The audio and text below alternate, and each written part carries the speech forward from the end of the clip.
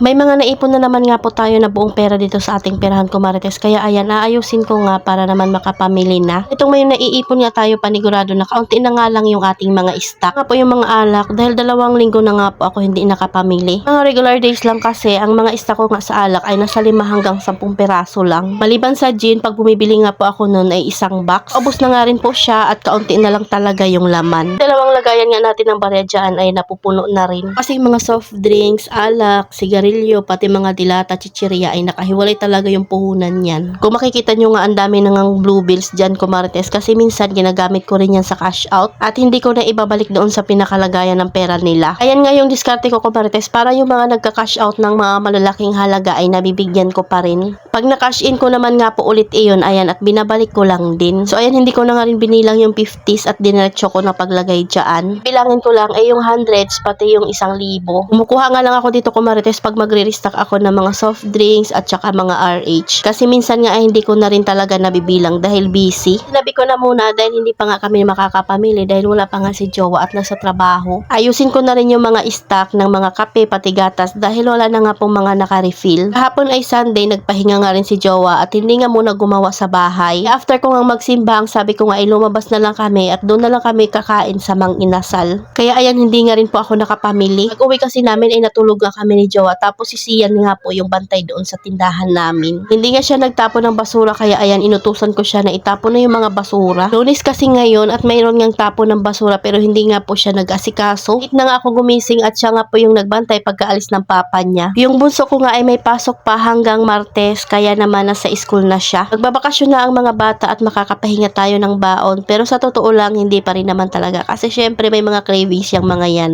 Pero okay nga lang yun para naman makapahinga tayo sa pagising ng maaga. At syempre makapahinga rin sila sa kanilang pag-aaral. Pagdating naman sa pagsasaway ay kaya ko naman ng sawayin yung 2 bata dahil malalaki na sila kaya hindi na rin ako stress. Uunahin ko nga lang sa pagre-refill itong Nescafe stick dahil kahit isa ay wala na talagang nakagupit.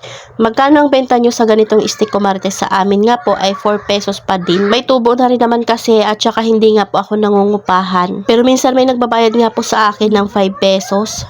Ito nga yung advantage pag hindi ka nangungupahan ay pwede kang magpresyo ng medyo mababa. Tapos hindi ka na nga mamumblema ng babayaran mo buwan-buwan. Kaya kahit maliit lang itong aming munting bahay na may tindahan ay okay na nga po sa akin iyon. Hindi ko na talaga kailangan ng malaking bahay. Importante kasi sa akin ay may kinikita ako kahit nasa bahay lang. O lang kasi ang hirap ng buhay ngayon, mas mahihirapan ka kung isa nga lang yung kumikita sa inyo. Hindi maiwasan na magkaroon ka talaga ng utang. Pagkatapos ko mag-refill ng Magic Sarap at Nescafe Stick, ito naman nga po yung i-refill ko. Sobrang sarap nito Marites at gustong gusto talaga ito ng anak ko. Hindi talaga buo yung araw niya nang hindi yan kumakain yan. Alas niyang ginagawa ay maglagay ng gatas. Naman talaga ng WL product ay masarap. Lalo na nga itong tatos Marites, abay mabenta nga talaga siya sa akin. O ayun lang muna Marites, salamat sa panonood. Follow for more. God bless us at sana i-share nyo na nga rin po itong aking video.